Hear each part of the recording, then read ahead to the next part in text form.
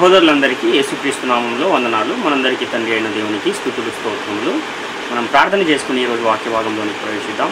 పరలోకమందున్న మా తండ్రి, నీకు స్తుతులు స్తోత్రములు తండ్రి. ఇదిగో తండ్రి, మా జీవితాల్లో మరొక దినాన్ని ఇచ్చి నీ సన్నిధిలో తండ్రి విధంగా కూడుకుని నిన్ను ఆరాధించి కనపరిచే భాగ్యాన్ని మాకు ఇచ్చారు. నీకు స్తుతులు స్తోత్రములు. ఇదిగో తండ్రి, పరిశుద్ధ గ్రంథం నుండి మేము మరి ఒక అంశములు తండ్రి పరిశీలించి ఉండగా ఆత్మ సంబంధమైన సంగతులతోనే పరిశీలించి నీ యొక్క చిత్త ప్రకారంగా భూమి మీద జీవించి నీవు నా మహాలోకానికి మేమును మాతో పాటు అనేకులను తండ్రి తీసుకుని వచ్చే కృపాభాగ్యాన్ని మాకు దయచేయమని మా ప్రభువును రక్షకుడును అయిన యేసుక్రీస్తు వారి అతి శ్రేష్టమైన నామంలో అడిగి స్తుతించి వేడుకుంటున్నాము తండ్రి. ఆమేన్. ప్రియమైన దేవుని వారలారా, మనం ఈరోజు పరిశుద్ధ గ్రంథము నుండి ఒక ప్రత్యేకమైన అంశాన్ని పరిశీలిద్దాం. అదేంటంటే, హనోకు మరణము చూడకుండా పరలోకానికి ఎక్కిపోయాడా అనే అంశాన్ని మనం పరిశీలిద్దాం. ఈ హనోకు గారిని గురించి మనం ఆలోచన చేస్తే, క్రైస్తవ సమాజంలో ఈ హనోకు గారిని గురించి అనేకమైన బోధలు మనకు కనపడుతూ ఉంటాయి. చాలామంది ఏం నమ్ముతారు అనంటే, హనోకు గారు చనిపోకుండానే, అంటే రక్త మాంసములు గల శరీరంతోనే పరలోకానికి వెళ్ళిపోయారండి, దేవుడు ఆయన్ని పరలోకానికి తీసుకుని వెళ్ళిపోయాడు అని నమ్మేవారు అనేకులు ఈరోజు మనకు కనపడుతున్నారు. ఎందుకని ఈ విధంగా వాళ్ళు నమ్ముతూ ఉన్నారు, వాళ్ళ విశ్వాసం ఎందుకు అలా ఉంది అనే విషయాన్ని ఈరోజు మనం పరిశీలిద్దాం. నిజంగానే ఆయన రక్తమాంసములు గల ఈ శరీరంతో, మట్టి శరీరంతోనే, ప్రకృతి సంబంధమైన శరీరంతోనే మరణము చూడకుండానే పరలోకానికి వెళ్ళారా, దేవుడు అతనిని పరలోకానికి తీసుకుని వెళ్ళారా అనే విషయాన్ని మనం పరిశీలిద్దాం. మనం వాక్యాన్ని పరిశీలిస్తే ఆదికాండము 5వ అధ్యాయము 21-22 వచనాలలో ఆ విషయాన్ని మనం పరిశీలిస్తే, హనోకు 65 ఏండ్లు బ్రతికి మెతూషెలను కనెను. హనోకు మెతూషెలను కనిన తర్వాత 300 ఏండ్లు దేవునితో నడుచుచు కుమారులను కుమార్తెలను కనెను అని ఇక్కడ హనోకు గారిని గూర్చిన ఒక సందర్భం మనకు కనబడుతుంది. ఆయన 65 ఏండ్లు బ్రతికిన తర్వాత మెతూషెలను కన్నాడంట. ఆ తర్వాత ఆయన ఏం చేశాడు? దేవునితో నడుచుచు ఎన్ని సంవత్సరాలు? 300 ఏండ్లు దేవునితో నడుచుచు ఆయన కుమారులను కుమార్తెలను కనెను అని ఇక్కడ మనం చూస్తున్నాం. మరలా అదే అధ్యాయంలో మనము గమనిస్తే 23-24 వచనాలు, ఆదికాండము 5వ అధ్యాయము 23-24 వచనాలు మనం పరిశీలిస్తే, హనోకు దినములన్నీ 365 ఏండ్లు. హనోకు దేవునితో నడిచిన తర్వాత దేవుడు అతన్ని తీసుకొని పోయెను గనుక అతడు లేకపోయెను అని ఇక్కడ మనము ఇంకొక వచనాన్ని చూస్తున్నాం. అంటే హనోకు గారు బ్రతికిన దినములన్నీ ఎన్ని అనంటే 365 ఏండ్లు అని ఇక్కడ మోషే గారు రాస్తున్నారు.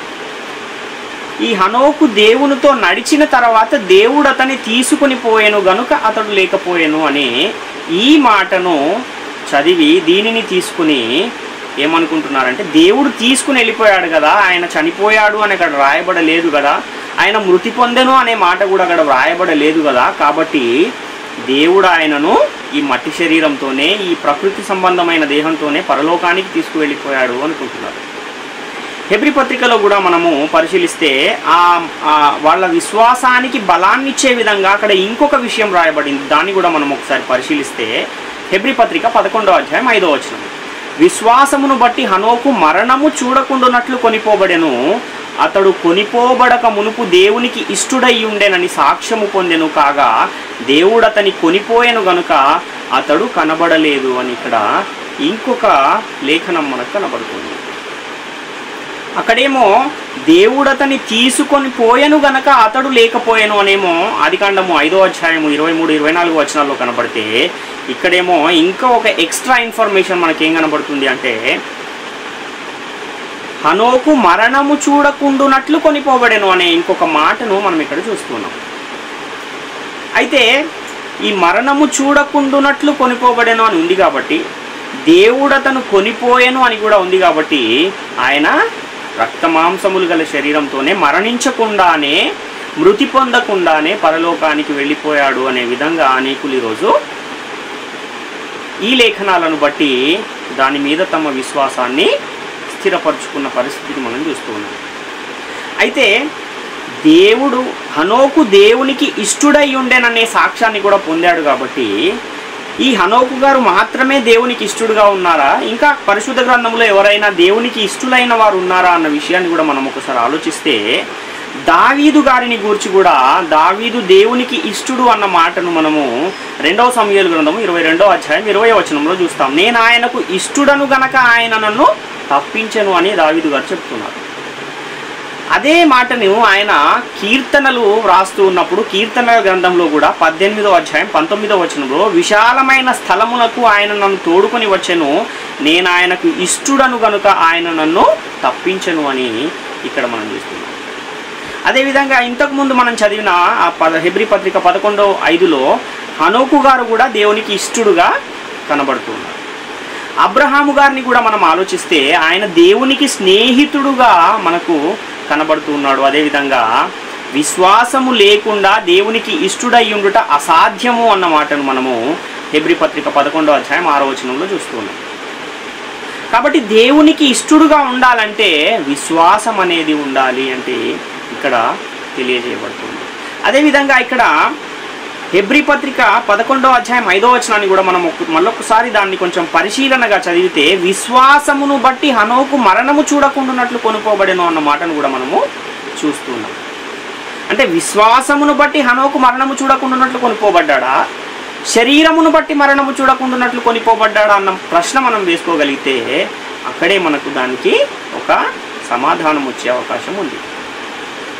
కాబట్టి ఈ అబ్రహాము గారు కూడా దేవునికి ఇష్టడుగా కనబడుతూ ఉన్నాడు, దావీదు గారు కూడా దేవునికి ఇష్టడుగా కనబడుతూ ఉన్నాడు, అదేవిధంగా హనోకు గారు కూడా దేవునికి ఇష్టడుగా కనబడుతూ ఉన్న పరిస్థితిని మనము చూస్తూ ఉన్నాం.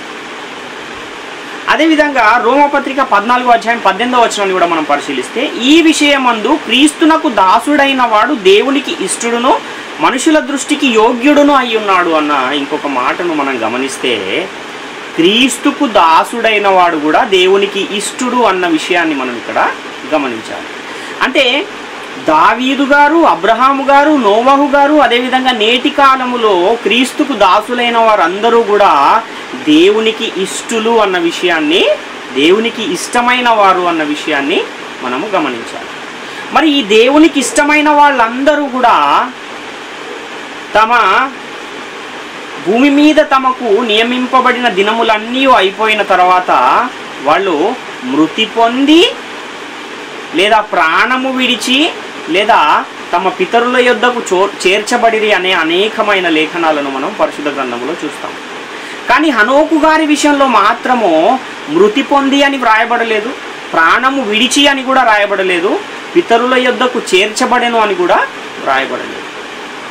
కానీ హనోకు మరణము చూడకుండానట్లు కొనిపోబడెను అని మాత్రము వ్రాయబడిన ఆ మాటను అనేకులు ఈరోజు దాన్ని తప్పుగా అర్థం చేసుకుని అందులో ఉన్న భావాన్ని గ్రహించకుండా ఆ మరణము చూడకుండానట్లు కొనిపోబడెను అని ఉంది కనుక హనోకు గారు రక్తమాంసములు గల శరీరంతోనే, మట్టి దేహంతోనే పరలోకానికి వెళ్ళిపోయారు అని అనేకులు ఈరోజు ఆ విధమైన విశ్వాసాన్ని కలిగి ఉన్నవారు చాలామంది మనకు కనబడతారు. కానీ దేవుడు హనోకును పరలోకము తీసుకుపోయాడు అని కూడా ఎక్కడ మనకు పరిశుద్ధ గ్రంథంలో 66 పుస్తకాలలో ఒక్క లేఖనం కూడా ఎక్కడ లేదు. దేవుడు అతన్ని కొనిపోయేను గనక అతడు కనబడకపోయేననుంది, కానీ దేవుడు అతని పరలోకమునకు కొనిపోబడేను అన్న మాట లేదు. దాన్ని కూడా మనం ఒకసారి గమనించాలి పిల్లలు. కాబట్టి ఈ మిగిలిన నీతిమంతులైన భక్తులు మరణము చూడకుండానట్లు దేవుడు తీసుకుని పోలేదా? అంటే ఎందుకని హనోకు గారి విషయంలో మాత్రమే మరణము చూడకుండానట్లు హనోకు కొనిపోబడెను అని వ్రాయబడింది అన్న విషయాన్ని కూడా మనం ఇక్కడ ఆలోచన చేయాలి. కాబట్టి ఈ హేబెలు మొదలుకొని నేటి వరకు కూడా చనిపోయిన నీతిమంతులైన భక్తులందరూ, నిద్రించిన నీతిమంతులైన భక్తులందరూ వాళ్ళను గూర్చి వాళ్ళు మరణించినప్పుడు వ్రాయబడిన మాటలు ఏ విధంగా మనకు కనబడతాయి అని అంటే, మనం పరిశుద్ధ గ్రంథాన్ని పరిశీలిస్తే వారు మృతి పొంది లేదా మరణించి లేదా ప్రాణము విడిచి అన్న మాటలు మనకు ఎక్కువగా కనబడుతూ ఉంటాయి. వారు మృతి పొంది ప్రాణము విడిచి తమ పితరుల యొద్దకు చేర్చబడిరి అన్న మాటలే మనము అనేకమైన మాటలను మనము పరిశుద్ధ గ్రంథంలో చూస్తాం. కాబట్టి చనిపోవడాన్ని గూర్చి పరిశుద్ధ గ్రంథములో వ్రాయబడిన కొన్ని సందర్భాలను కూడా మనం గమనిస్తే ఈ చనిపోవడాన్ని ఏ విధంగా ఇంకా వేరే మాటలతో వేరే పదాలతో వ్రాయబడిన కొన్ని విషయాలను కూడా మనం గమనించినట్లయితే పేతురు రాసిన 2వ పత్రిక 1వ అధ్యాయం 13-14 వచనాల్లో, మరియు మన ప్రభువైన యేసుక్రీస్తు నాకు సూచించిన ప్రకారము నా గుడారమును త్వరగా విడిచిపెట్టవలసినని ఎరిగి నేను ఈ గుడారములో ఉన్నంత కాలము ఈ సంగతులను జ్ఞాపకము చేసి మిమ్మును రేపుట న్యాయమని ఎంచుకొనుచున్నాను అంటున్నాడు. అంటే నా గుడారమును త్వరగా విడిచిపెట్టవలసి ఉన్నదని ఎరిగి అన్న ఈ మాటను కూడా చనిపోవడము అనే భావంలోనే పేతురు గారు చెబుతూ ఉన్నారు అన్న విషయాన్ని మనము గమనించాలి. అదేవిధంగా ప్రసంగి గ్రంథము 4వ అధ్యాయం 2వ వచనంలో కూడా, కాబట్టి ఇంకనూ బ్రతుకుచున్న వారి కంటే ఇంతకు ముందు కాలము చేసిన వారే ధన్యులు అనుకుంటుని అంటున్నాడు. ఇంతకు ముందు కాలము చేసిన వారంటే కూడా చనిపోయిన వారు, మరణించిన వారు, మృతి పొందిన వారు అన్న అర్థాన్ని ఇక్కడ మనం గమనించవచ్చు. అదేవిధంగా ద్వితీయోపదేశకాండం 31వ అధ్యాయం 16వ వచనంలో, యెహోవా మోషేతో ఇట్లా నేను, ఇదిగో నీవు నీ పితరులతో పండుకొనబోచున్నావు అంటున్నాడు. ఇక్కడ నీ పితరులతో పండుకొనబోచున్నావు అన్నా కూడా మృతి పొందడము లేదా మరణించడము అన్న విషయాన్ని, లేదా ప్రాణము విడిచి పితరుల యొద్దకు చేరడం అన్న విషయాన్ని మనం ఇక్కడ గమనించాలి. అదేవిధంగా ఆదికాండం 15:15లో, నీవు క్షేమముగా నీ పితరుల యొద్దకు పోయేదవు, మంచి వృద్ధాప్యమందు పాతి పెట్టబడదవు అని ఇక్కడ మనం చూస్తున్నాం. ఆదికాండం 25:8లో కూడా, అబ్రహాము నిండు వృద్ధాప్యమునకు వచ్చిన వాడై మంచి ముసలితనమున ప్రాణము విడిచి మృతి పొంది తన పితరుల యొద్దకు చేర్చబడెను అని ఇక్కడ మనం చూస్తున్నాం. యోబు గ్రంథం 16:22వ వచనంలో కూడా, కొద్ది దినములు గడిచిన తర్వాత తిరిగిరాని మార్గమున నేను వెళ్ళుదును అని యోబు గారు చెప్తున్న సందర్భాన్ని మనం చూడాలి. అంటే తిరిగిరాని మార్గమున వెళ్ళాను అన్నా, ప్రాణము విడిచి మృతి పొంది అన్నా, పితరుల యొద్దకు పోయేదవు అన్నా, లేదా ఇంతకు ముందు కాలము చేసిన వారన్నా, నా గుడారమును త్వరగా విడిచిపెట్టవలసి వచ్చునని ఎరిగి అన్న, ఇవన్నీ కూడా మరణాన్ని గూర్చి వ్రాయబడిన పర్యాయ పదాలే అన్న విషయాన్ని మనం ఇక్కడ గమనించాలి.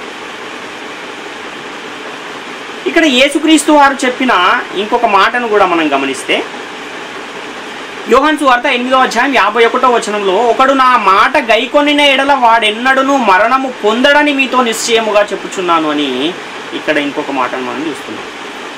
ఇక్కడ మరణము పొందడు అంటున్నాడు. అంటే ఇదేంటి, మరణం పొందకపోవడం ఏంటి అన్న విషయాన్ని మనం ఆలోచిస్తే, యేసుక్రీస్తు వారు వచ్చిన తర్వాత ఆయన చేసిన బోధను ఎవరైతే అంగీకరించి ఆ బోధ ప్రకారముగా పశ్చాత్తాపపడి మారు మనసు పొంది తమ జీవితాలను మార్చుకుని క్రీస్తు మార్గములో ఎవరైతే నడుస్తున్నారో వాళ్ళు మరణం పొందరు అని, అంటే రెండవ మరణాన్ని పొందకుండా మొదటి మరణము పొంది రెండవ మరణాన్ని తప్పించుకుంటారు అన్న విషయాన్ని ఇక్కడ చెబుతున్నారు. కాబట్టి హనోకు గారి విషయంలో కూడా అదే మనము చూస్తాం. విశ్వాసమును బట్టి హనోకు మరణము చూడకుండానట్లు కొనిపోబడెను. అతడు కొనిపోబడక మునుపు దేవునికి ఇష్టడై ఉండనని సాక్ష్యం పొందెను. కాగా దేవుడు అతని కొనిపోయాను గనుక అతడు కనబడలేదు అన్న ఈ మాట ఏ మరణాన్ని గురించి చెప్పబడుతుంది అని అంటే, రెండవ మరణాన్ని హనోకు గారు తప్పించుకొని వెళ్ళిపోయాడు అన్న విషయాన్ని మనం ఇక్కడ చూస్తున్నాం. వెళ్ళిపోయాడు కానీ ఎక్కడికి వెళ్ళిపోయాడు అన్న విషయం కూడా ఇక్కడ వ్రాయబడలేదు అన్న విషయాన్ని కూడా గమనించాలి. కాబట్టి ఆదికాండం 5వ అధ్యాయంలో కొంతమంది భక్తులందరూ కూడా ఉన్నారు కదా, వాళ్ళు కూడా వాళ్లకు నియమింపబడిన దినములన్నీ అయిపోయిన తర్వాత, ఆ దినములన్నీ దేవుడు నియమించిన దినాలన్నీ గడిచిపోయిన తర్వాత వారు ఏమయ్యారో అన్న విషయాన్ని కూడా మనం ఒకసారి ఆలోచిస్తే, ఆదికాండం 5వ అధ్యాయం 5వ వచనంలో, ఆదాము బ్రతికిన దినములన్నీ 930 ఏళ్ళు, అప్పుడు అతడు మృతి పొందెను అని ఇక్కడ మనం చూస్తున్నాం. అదేవిధంగా 5వ అధ్యాయం 8వ వచనంలో, ఆదికాండము 5వ అధ్యాయం 8వ వచనంలో, షేతు బ్రతికిన దినములన్నీ 912 ఏండ్లు, అప్పుడు అతడు మృతి పొందెను అని ఇక్కడ మనం చూస్తున్నాం. ఎనోషు గారి విషయం కూడా 5వ అధ్యాయం 11వ వచనంలో, ఎనోషు దినములన్నీ 905 ఏండ్లు, అప్పుడు అతడు మృతి పొందెను. ఈ విధంగా మనము 5వ అధ్యాయం అంతా చదివితే అక్కడున్న కెయినాను కానీ, ఎరెదు కానీ, ఎనోషు కానీ వీళ్ళందరూ కూడా వారికి నియమింపబడిన దినములన్నీ అయిపోయిన తర్వాత వారు ఏమయ్యారని మనకు అర్థమవుతుంది. అంటే మృతి పొందారు అన్న విషయం మనకి ఇక్కడ చాలా స్పష్టంగా అర్థమవుతుంది. కాబట్టి ఈ ఎరెదు తర్వాత వచ్చిన హనోకు గారు కూడా ఆయనను గూర్చి వ్రాయబడిన ఆ సందర్భాన్ని కూడా మనం చూస్తే ఆదికాండము 5వ అధ్యాయం 23-24లో హనోకు దినములన్నీ 365 ఏండ్లు హనోకు దేవునితో నడిచిన తర్వాత దేవుడు అతన్ని తీసుకుని పోయాను కనుక అతడు లేకపోయాను అని మనం ఇక్కడ చూస్తున్నాం. కాబట్టి హనోకు గారి తర్వాత ఉన్న వాళ్ళను కూడా మనం గమనిస్తే ఆయన తర్వాత ఆయన కుమారుడైన మెతుషెల నుండి మరలా కొన్ని తరాల వరకు వారు ఏ విధంగా వారి దినములు గడిపిన తర్వాత వాళ్ళు కూడా ఏమయ్యారు అని మనం ఆలోచిస్తే మెతుషెల గారు కూడా 969 ఏండ్లు ఆయన దినములన్నీ అయిపోయిన తర్వాత అప్పుడు అతడు మృతి పొందెను అని ఇక్కడ మనం చూస్తున్నాం. లెమెకు గారు కూడా ఆయన దినములన్నీ అయిన తర్వాత ఆయన మృతి పొందెను అని ఆదికాండం 5:31లో ఉంది.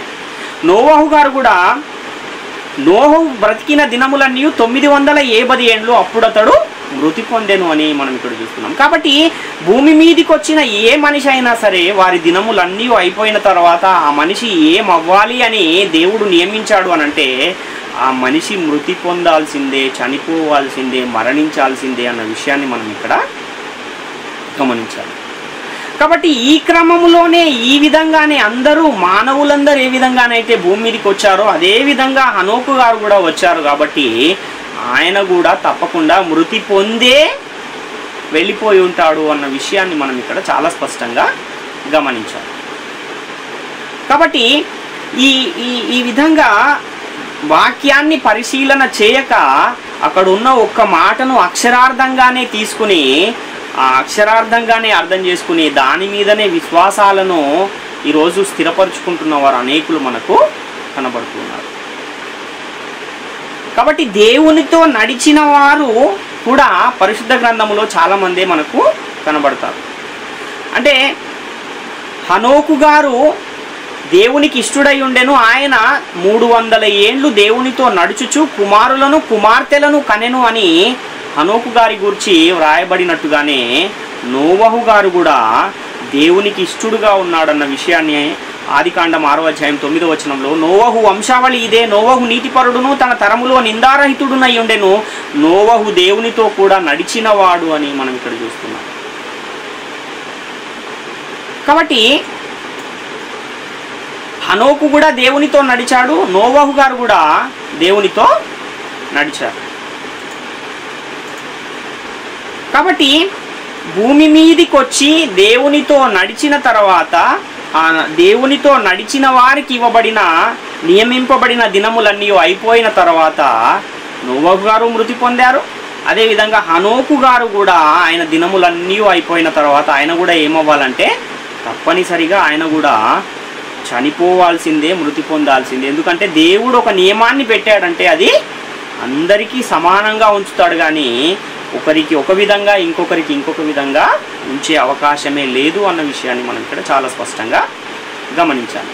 కానీ హనోకు గారి విషయంలో మాత్రము దేవుడు హనోకును తీసుకుని పోయాను అని వ్రాయబడి ఉంది. అదేవిధంగా విశ్వాసమును బట్టి హనోకు మరణము చూడకుండాన్నట్లు కొనిపోబడెను అని వ్రాయబడి ఉంది. కాబట్టి ఈ మాటను బట్టే ఇక్కడ అంతా ఇక్కడే ఈ విషయం తిరుగుతూ ఆయన మరణము చూడకుండాన్నట్లు కొనిపోబడెను అని ఉంది. కాబట్టి ఆయన రక్తమాంసములు గల శరీరంతోనే, ప్రకృతి సంబంధమైన శరీరంతోనే పరలోకానికి వెళ్ళిపోయాడు, దేవుడు ఆయన్ని తీసుకుని పోయాడు అని చాలామంది ఈరోజు ఆ విధంగా భావిస్తూ ఉన్నారు. కాబట్టి దేవుడు పక్షపాతి అనంటే దేవుడు పక్షపాతి కాదు అన్న విషయము చాలా స్పష్టంగా పరిశుద్ధ గ్రంథం తెలియజేస్తుంది. 2వ దినవృత్తాంతాల గ్రంథం 19వ అధ్యాయం 7వ వచనంలో యెహోవా భయము మీ మీద ఉండునుగాక, హెచ్చరికగా నుండి తీర్పు తీర్చుడి, మన దేవుడైన యెహోవా యందు దౌష్ట్యమేమీ లేదు, ఆయన పక్షపాతి కాడు, లంచము పుచ్చుకున్నవాడు కాడు అని మనం ఇక్కడ చూస్తున్నాం. అదేవిధంగా అపోస్తలుల కార్యాలు 10వ అధ్యాయం 34-35 వచనాల్లో దేవుడు పక్షపాతి కాడని నిజముగా గ్రహించి ఉన్నాను, ప్రతి జనములోనూ ఆయనకు భయపడు నీతిగా నడుచుకుని వానిని ఆయన అంగీకరించును అని మనం ఇక్కడ చూస్తున్నాం. కాబట్టి దేవుడు పక్షపాతి కానప్పుడు భక్తులందరి విషయంలోనేమో మృతి పొంది చనిపోయి పితరుల యొద్దకు చేర్చబడెను అని వ్రాయబడింది. హనోకు గారి విషయంలో మాత్రం ఎందుకలా వ్రాయబడింది అంటే ఆ లేఖనంలో ఉన్న భావం అర్థం కాలేదా? పరిశుద్ధ గ్రంథం ఒక చోట అవునని ఇంకో చోట కాదని చెప్పే అవకాశం ఏమైనా ఉందా అని అంటే ఆ విధంగా చెప్పే అవకాశమే లేదు. ఎందుకంటే పరిశుద్ధ గ్రంథం అంతా కూడా ఏ విధంగా వ్రాయబడింది అంటే ఊహను బట్టి వ్రాయబడలేదు, కానీ ఈ వచనాలన్నీ కూడా పరిశుద్ధాత్మ ప్రేరణతో దేవుని మూలముగా పలకబడినవి అని 2 పేతురు పత్రిక 1వ అధ్యాయం 20-21 వచనాల్లో మనకు కనబడుతుంది. అదేవిధంగా 2 తిమోతి పత్రిక 3వ అధ్యాయం 16-17 వచనాల్లో దైవజనుడు సన్నద్ధుడై ప్రతి సత్కార్యమునకు పూర్ణముగా సిద్ధపడి ఉన్నట్లు దైవావేశము వలన కలిగిన ప్రతి లేఖనమును ఉపదేశించుటకును, ఖండించుటకును, తప్పుదిద్దుటకును, నీతి యందు శిక్ష వేయుటకును ప్రయోజనకరమై ఉన్నది అంటున్నాడు. అంటే దైవావేశము వలన లేఖనాలు అనేవి కలిగాయి, పరిశుద్ధాత్మ ప్రేరణ వలన కలిగాయి, దేవుని మూలముగా కలిగాయి. అదేవిధంగా 2 కొరింథీ పత్రిక 1వ అధ్యాయం 18-19 వచనాలు కూడా మనం పరిశీలిస్తే దేవుడు నమ్మదగిన వాడు గనుక మేము మీకు చెప్పిన వాక్యం అవునని చెప్పి కాదన్నట్టుగా ఉండలేదు. మా చేత అనగా నా చేతను, సిల్వాను చేతను, తిమోతి చేతను మీలో ప్రకటింపబడిన దేవుని కుమారుడగు యేసుక్రీస్తు అవునని చెప్పి కాదను వాడై ఉండలేదు, కానీ ఆయన అవునని వాడై ఉన్నాడు అని ఇక్కడ మనం చూస్తున్నాం. అదేవిధంగా మీ మాట ఎలా ఉండాలంటే మీ మాట అవునంటే అవును, కాదంటే కాదని ఉండవలెను. దీనికి మించినది దుష్టుని నుండి పుట్టినది అని కూడా మత్తయి సువార్త 5వ అధ్యాయం 17వ వచనంలో చెప్పబడుతుంది. కాబట్టి దేవుడు నమ్మదగినవాడు, యేసుక్రీస్తు కూడా అవునని చెప్పి కాదను వాడై ఉండలేదు. లేఖనములు పరిశుద్ధాత్మ ప్రేరణ వలన కలిగాయి, దేవుని మూలముగా పలకబడినాయి, దైవావేశము వలన లేఖనాలు కలిగాయి. అపోస్తలులు ప్రకటించబడిన వాక్యం కూడా అవునన్నట్టుగా ఉంది కానీ కాదన్నట్టుగా లేదు.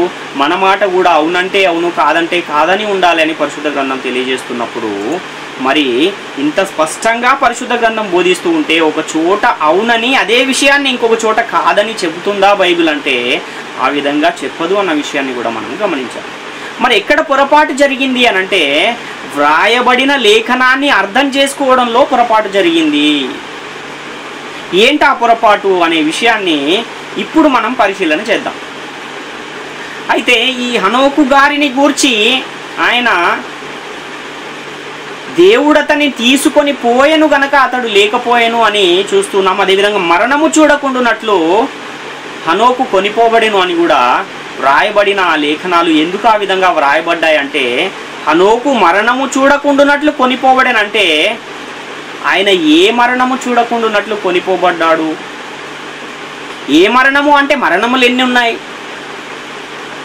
మనిషికి ఎన్ని శరీరాలు ఉన్నాయి అని మనం పరిశీలిస్తే మనిషికి 2 శరీరాలు ఉన్నాయని పరిశుద్ధ గ్రంథము చాలా స్పష్టంగా తెలియజేస్తుంది. 1 కొరింథీ పత్రిక 15:44 ప్రకారం ప్రకృతి సంబంధమైన శరీరముగా విత్తబడి ఆత్మ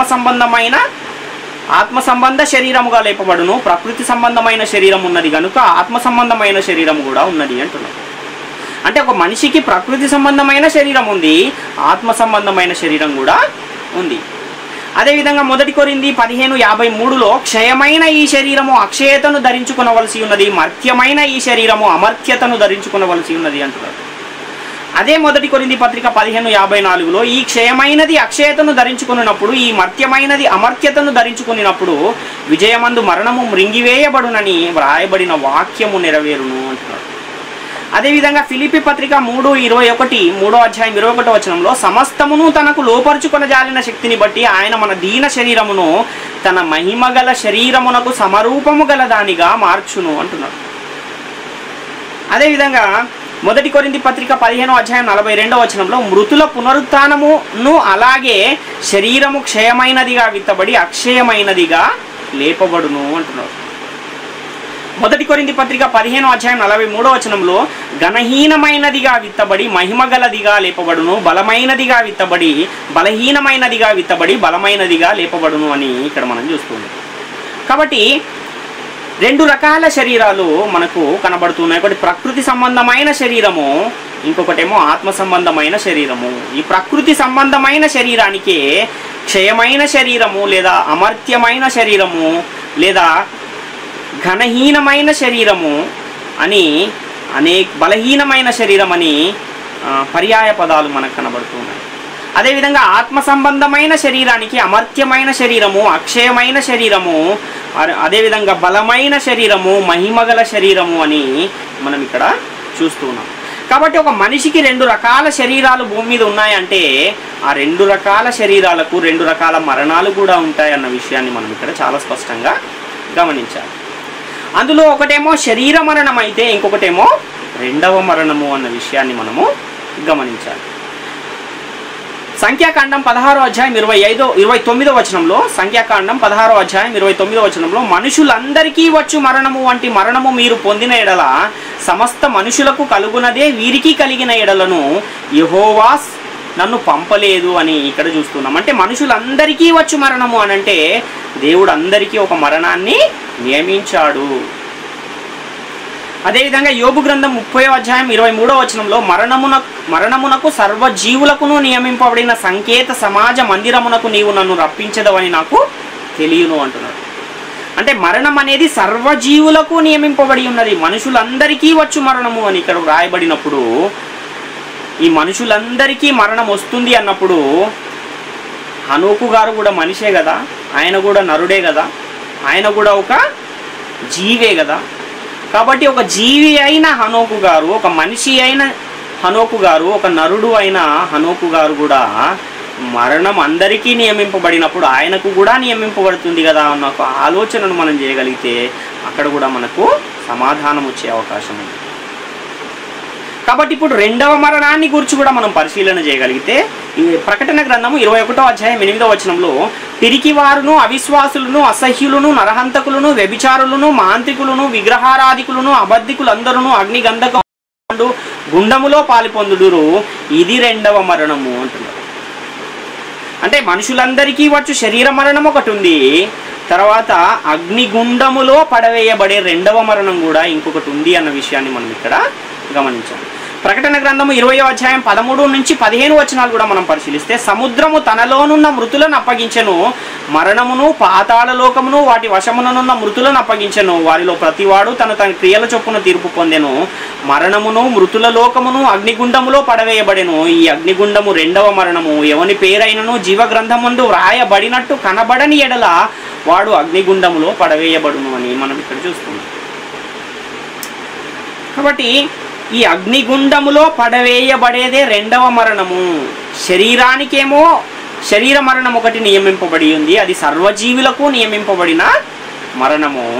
ఇదేమో రెండవ మరణం అనేది మాత్రం అందరికీ నియమింపబడింది కాదు. ఈ రెండవ మరణాన్ని తప్పించుకోవచ్చా అని అంటే రెండవ మరణాన్ని తప్పించుకునే అవకాశము ఉంది. ఎందుకంటే జీవగ్రంథమందు ఎవని పేరైనను వ్రాయబడినట్టు కనబడని ఎడల వాడు అగ్నిగుండంలో పడవేయబడును. ఒకవేళ వ్రాయబడితే వాడు అగ్నిగుండంలో పడవేయబడడు, వాడికి రెండవ మరణం అనేది సంభవించదు అన్న విషయాన్ని మనం ఇక్కడ గమనించాలి.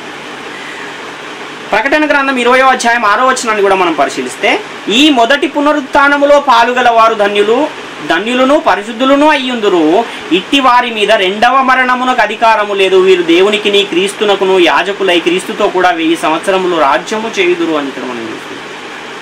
కాబట్టి రెండవ మరణాన్ని తప్పించుకునే అవకాశం ఉందా అంటే, మొదటి పునరుత్థానములో పాలుగలవారు ఈ రెండవ మరణాన్ని తప్పించుకునే అవకాశం ఉంది. రెండవ మరణానికి మొదటి పునరుత్థానములో పాలు పొందిన వారి మీద అధికారము లేదు అన్న విషయాన్ని మనం ఇక్కడ చూస్తున్నాం. అంతేకాకుండా ప్రకటన గ్రంథం 2వ అధ్యాయం 11వ వచనంలో, సంఘములతో ఆత్మ చెప్పుచున్న మాట చెవిగలవాడు వినుగాక, జయించువాడు రెండవ మరణము వలన ఏ హానియు చెందడు అని ఇక్కడ మనం చూస్తాం. కాబట్టి జయించువాడు కూడా రెండవ మరణాన్ని తప్పించుకునే అవకాశము ఉంది. కాబట్టి మొదటి మరణము లేదా శరీర మరణమును తప్పించుకునగలవాడు ఎవడైనా ఉన్నాడా అంటే, మొదటి మరణాన్ని తప్పించుకునేవాడు ఎవడు కూడా భూమి మీద లేడు. శరీర మరణము ప్రతి ఒక్కరికి కూడా సంభవిస్తుంది. అది ఎప్పుడైతే దేవుడు నియమించిన దినములన్నీ సంపూర్తి అయిపోతాయో భూమి మీద, ఆ సంపూర్తి అయిన ప్రతి వాడు కూడా మరణించవలసినదే అని చాలా స్పష్టంగా పరిశుద్ధ గ్రంథం తెలియజేస్తుంది. కీర్తనల గ్రంథం 89వ అధ్యాయం 48వ వచనంలో, మరణమును చూడక బ్రతుకు నరుడెవడు, పాతాళము యొక్క వశము కాకుండా తాను తప్పించుకునగలవాడెవడు అని ఇక్కడ మనం చూస్తున్నాం. అంటే మరణము చూడక బ్రతుకు నరుడెవడైనా ఉంటాడా అంటే అలాంటి అవకాశమే లేదు అని పరిశుద్ధ గ్రంథం చాలా స్పష్టంగా తెలియజేస్తూ ఉంది. మనుషులకు దేవుడిచ్చిన ఆయుష్ ఎలాంటిది అంటే అది పరిమితి గలది. వారి నెలల సంఖ్య నీకు తెలిసే ఉన్నది, మించజాలని వయ పరిమాణము నీవు వారికి నియమించి ఉన్నావు అని యోబు గ్రంథం 14వ అధ్యాయం 5వ వచనంలో మనం చూస్తున్నాం. కాబట్టి హనోకు కూడా నరుడే గనుక ఆయన నరుడైనప్పుడు ఆయనకు కూడా దేవుడు మించజాలని పరిమాణమే ఇచ్చుంటాడు కదా, ఆయనకు కూడా పరిమితి గల ఆయుష్కాలమే దేవుడు నియమించి ఉంటాడు. కాబట్టి తప్పనిసరిగా ఈ హనోకు గారు కూడా శరీర మరణం పొందే ఇక్కడి నుంచి ఈ భూమి మీద నుంచి వెళ్ళిపోయాడు అన్న విషయాన్ని మనము గమనించాలి. ఎందుకంటే దేవుడు శరీరానికి తీర్పు తీర్చాడు. ఆదికాండం 3వ అధ్యాయము 19వ వచనాన్ని మనం పరిశీలిస్తే, నీవు నేలకు తిరిగి చేరు వరకు నీ ముఖపు చెమట కార్చి ఆహారము తిందువు, ఏలయనగా నేల నుండి నీవు తీయబడితివి, నీవు మన్నే గనక తిరిగి మన్నైపోదు అని చెప్పెను. అదేవిధంగా ప్రసంగి గ్రంథం 12వ అధ్యాయం 7వ వచనాన్ని మనం పరిశీలిస్తే, మన్నైనది వెనుకటి వలనే మరలా భూమికి చేరును, ఆత్మ దాని దయచేసిన దేవుని యుద్ధకు మరలా పోవును అంటున్నాడు. అదేవిధంగా కీర్తనల గ్రంథం 9వ అధ్యాయం 10వ వచనాన్ని మనం పరిశీలిస్తే, మా ఆయుష్కాలము 70 సంవత్సరములు, అధిక బలం ఉన్న ఎడల 80 సంవత్సరములగును, అయినను వాటి వైభవము ఆయాసమే దుఃఖమే, అది త్వరగా గతించును, మేము ఎగిరిపోవుదుము అంటున్నాడు. కాబట్టి మన్నైనది వెనకటి వలె మన్నైపోతుంది. ఆ మట్టి శరీరములో ఏదైతే ఆత్మ ఉందో అది మరలా దేవుని యొద్దకు తిరిగి వెళుతుంది. ఈ గతించిపోయేదేమిటి, ఎగిరిపోయేదేమిటి అని మనం పరిశీలిస్తే, గతించిపోయేది మట్టి శరీరం అయితే ఎగిరిపోయేదేమో ఆత్మ అన్న విషయాన్ని మనం ఇక్కడ గమనించాలి. కాబట్టి జీవగ్రంథమందు పేరు వ్రాయబడిన వారు, ఈ లోకమును జయించిన వారు, మొదటి పునరుత్థానంలో పాలుగలవారంటే బాప్తిస్మమును పొంది 2వ జన్మ జన్మించిన వారు, వీరందరూ కూడా 2వ మరణాన్ని తప్పించుకునే అవకాశం ఉంది అని పరిశుద్ధ గ్రంథము చాలా స్పష్టంగా తెలియజేస్తుంది. కనుక హనోకు గారు మరణము చూడకుండానట్లు కొనిపోబడ్డాడు. అంటే ఏ మరణము చూడకుండానట్లు హనోకు గారు కొనిపోబడ్డారు అని మనం ఆలోచిస్తే, 2వ మరణమును చూడకుండానట్లు హనోకు గారు భూమి మీద నుండి కొనిపోబడ్డారు అన్న విషయాన్ని మనము చాలా స్పష్టంగా గమనించాలి. అంతేగాని శరీర మరణము చూడకుండానట్లు రక్తమాంసములు గల శరీరముతో హనోకు గారు పరలోకం వెళ్ళిపోయారు అని పరిశుద్ధ గ్రంథం ఎక్కడా కూడా ఒక్క లేఖనం కూడా వ్రాయబడలేదు. ఎక్కడ కూడా ఆ విధంగా పరిశుద్ధ గ్రంథం బోధించడం లేదు అన్న విషయాన్ని మనం గమనించాలి. మొదటి కొరింథీ పత్రిక 15వ అధ్యాయం 50వ వచనాన్ని మనం పరిశీలిస్తే, సహోదరులారా నేను చెప్పున్నదేమనగా, రక్తమాంసములు దేవుని రాజ్యమును స్వతంత్రించుకొన నేరవు, క్షయత అక్షయతను స్వతంత్రించుకొనదు అని ఇక్కడ మనం చూస్తున్నాం. అంటే మట్టి శరీరముతో పరలోకానికి వెళ్ళలేరు ఎవరు కూడా అని పరిశుద్ధ గ్రంథం చాలా స్పష్టంగా తెలియజేస్తుంది.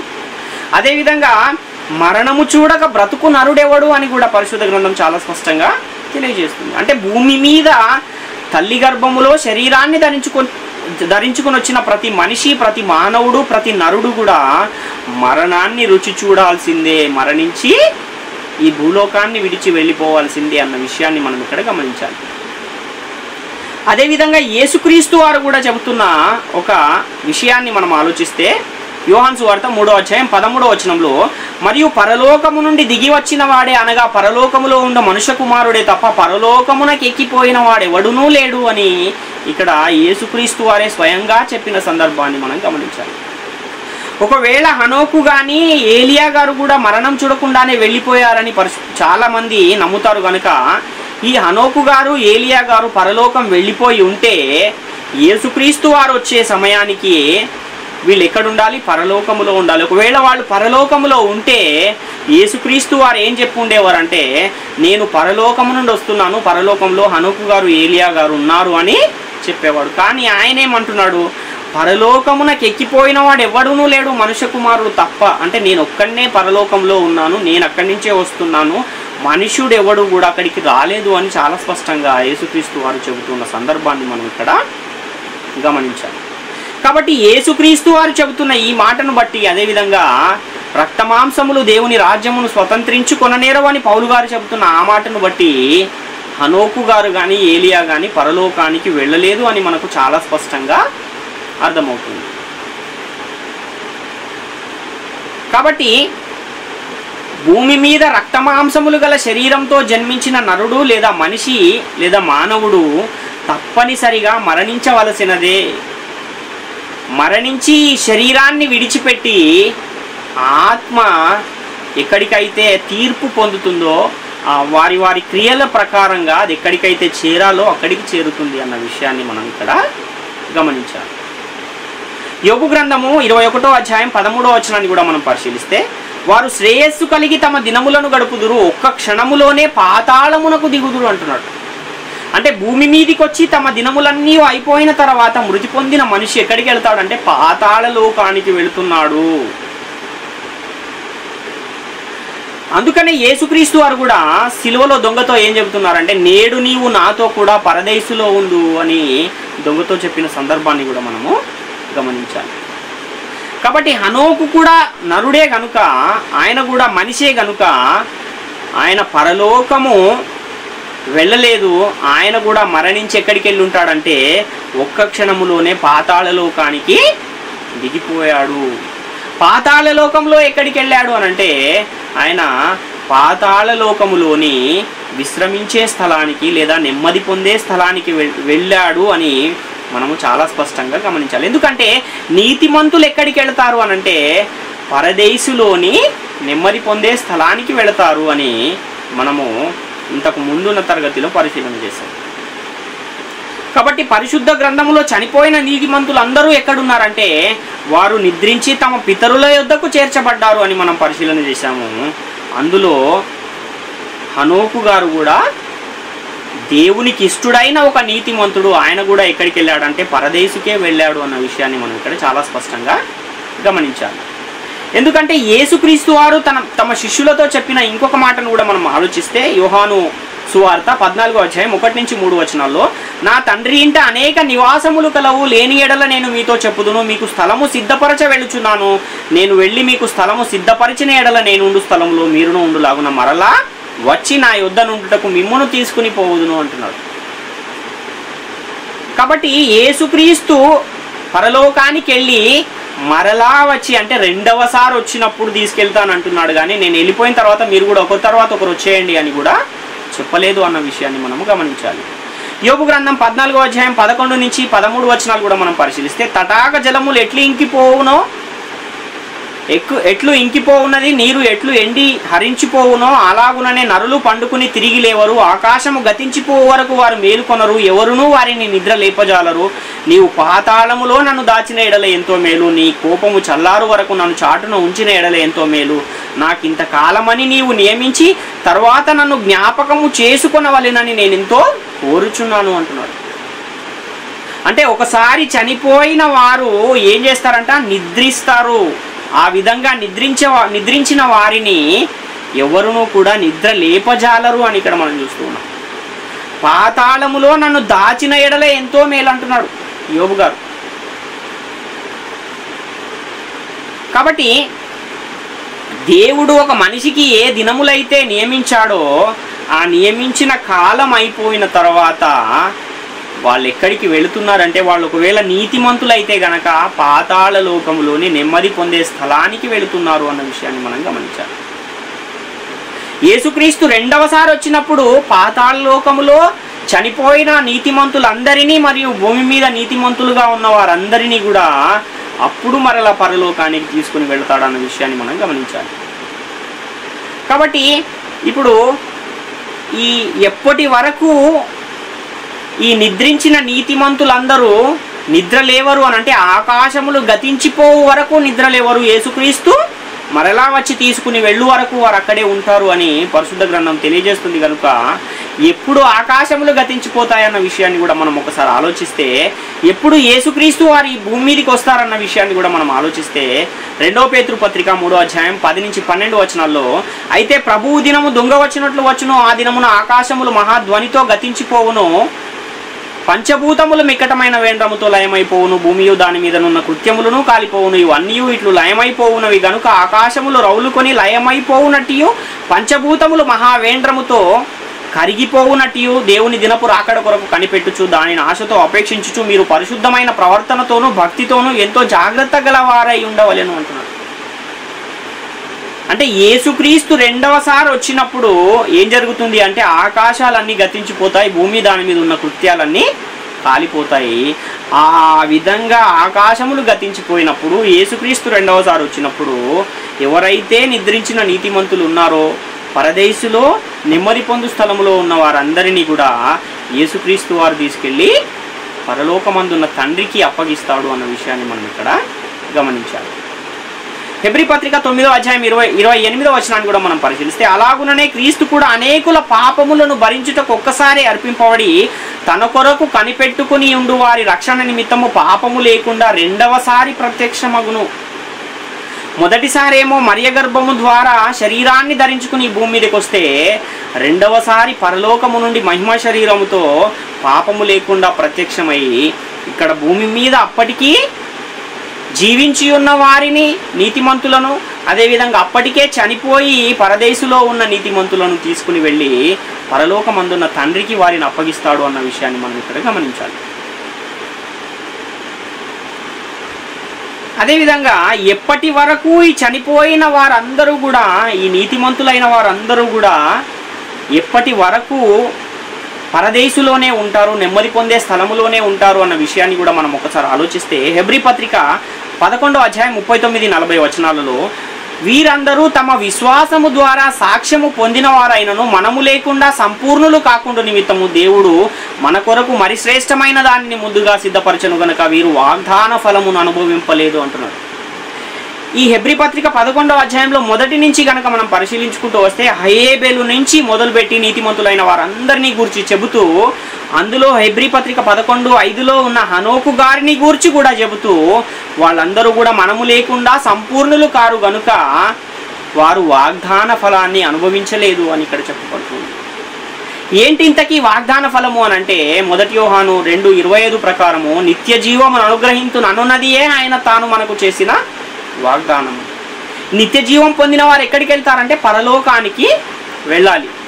కాబట్టి వాగ్దాన ఫలాన్ని అనుభవించలేదు అని అంటే పరలోకానికి ఎవరు కూడా ఇంకా వెళ్ళలేదు అన్న విషయాన్ని ఇక్కడ పౌలు గారు చాలా స్పష్టంగా తెలియజేస్తూ ఉన్నారు. అందులో హనోకు గారు కూడా ఉన్నారు అన్న విషయాన్ని మనం గమనించాలి.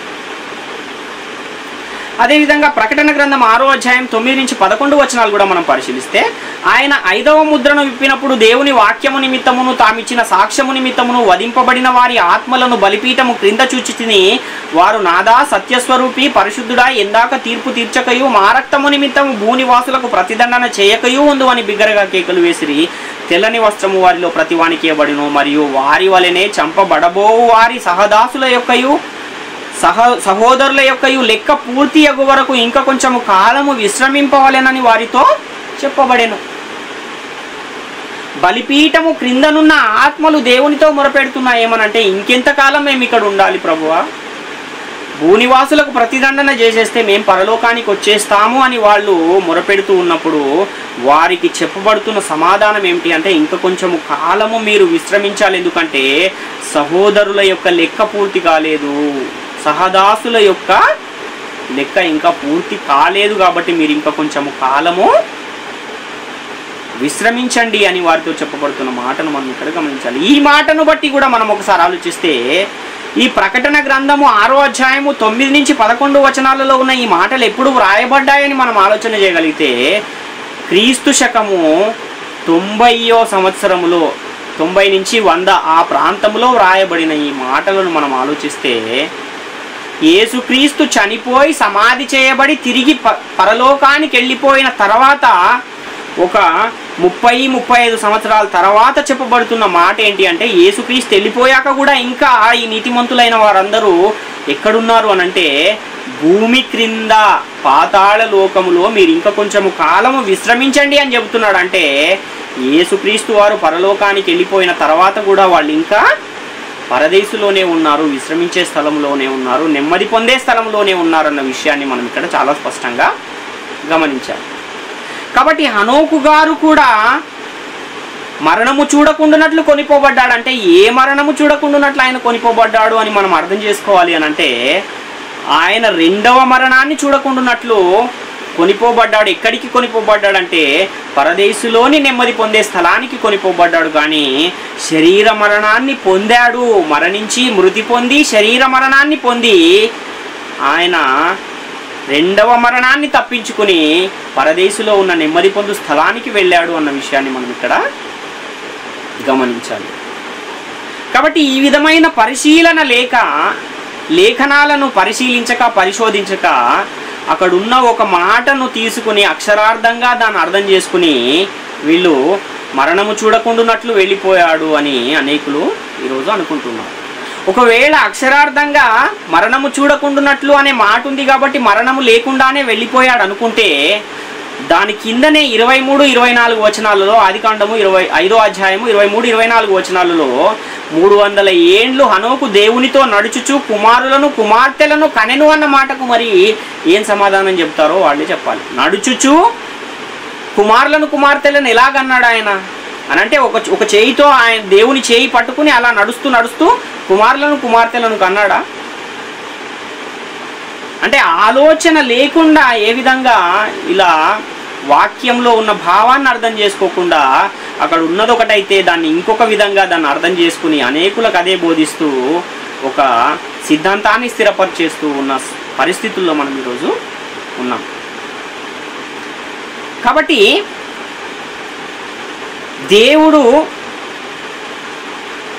దేవునితో హనోకు గారు నడిచారు అని అంటే ఆయన ఈ నడక అనగానే నడవడం అనగానే దేవుని చేయి పట్టుకుని అడుగులో అడుగేస్తూ వెళ్ళిపోయి దూరానికి సంబంధించిన నడకను గురించి చెబుతూ ఉన్నాడా అని అంటే ఆ దూరానికి సంబంధించింది కాదు అన్న విషయాన్ని మనం ఇక్కడ గమనించాలి.